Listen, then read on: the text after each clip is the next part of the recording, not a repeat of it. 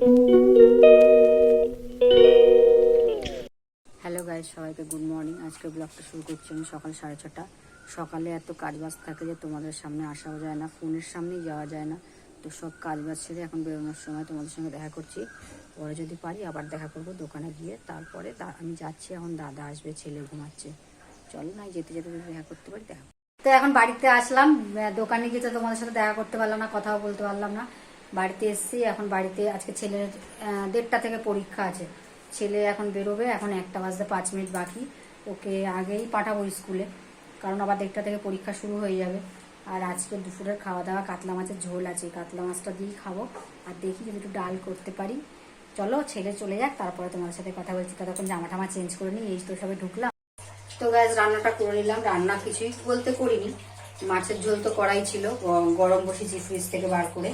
আর এসে এখন এই যে আমের ডাল করলাম, কিন্তু বেগুনটা পেলাম না। দেখি বেগুন সবজিওয়ালা যদি আসে একটা বেগুন নেব।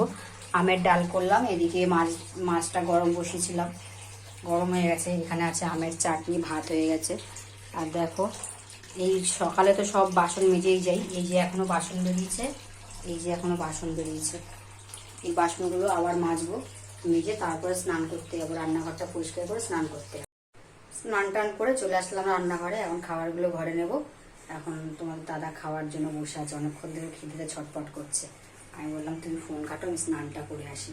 দাদা ফোনে বই দেখছে, আমি স্নানটা করে নিলাম, তাড়াতাড়ি করে খেতে দিই, আবার ছেলে আসার টাইম। তো গাইজ এখন 8টা 15 মনে হয় বাজে। 8টা 15 বাজে। দুপুরবেলা খাওয়া দাওয়া করে একটু ঘুমিয়ে পড়েছিলাম, উঠে গেছে। আজকে ফোনও ঘাটাঘাটি করার সময় পাইনি, এত ঘুম পেয়েছে। আর জানো তো, আমার মনটা খুব খারাপ হয়ে যাচ্ছে। আমার ফোনটা না নষ্ট হয়ে যাচ্ছে, মানে ফোন দেখছি, ফোনের স্ক্রিনটা মানে কাঁচটা খুলে হাতে চলে আসছে। মানে এত কষ্ট লাগছে, ফোন নিয়ে এত কাজ করি, এত কিছু হয়।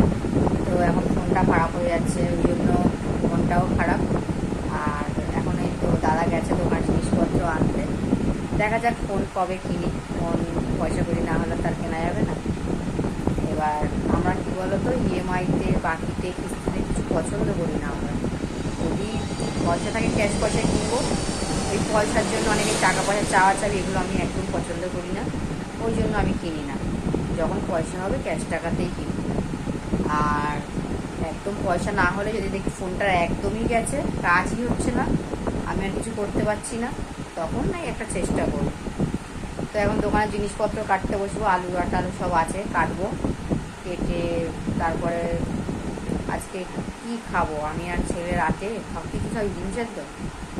ছেলে আর আমি ডিম সেদ্ধই খাবো। আর দুপুরবেলা খেয়েছি, হজম হয়নি। আর দাদা ভাত করবো, মাছ আছে, ডাল আছে, দাদাকে একটা ডিমের অমলেট করে দেবো। তো রাত্রে রান্নাঘরে চলে এলাম রাতের খাবার বানাতে। রাতের খাবার কিছুই না, অল্প কটা ভাত আছে আর রুটি আছে। দাদা রুটি, 2-3টে রুটি আর একটু ভাত খেয়ে নেবে। আর একটা ডিমের অমলেট করে দিচ্ছি। আর দুপুরের একটু মাছের ঝোল আর 1 পিস মাছ আছে, ওটাতে দাদা খেয়ে নেবে। আমি আর ছেলে 1 বাটি বিরিয়ানি আছে, এটা গরম করে দুজন খাবো। 2টো ডিম দিয়ে দিয়েছি, আর বিরিয়ানি 2জন খাবো, আর একটা করে ডিম খাবো।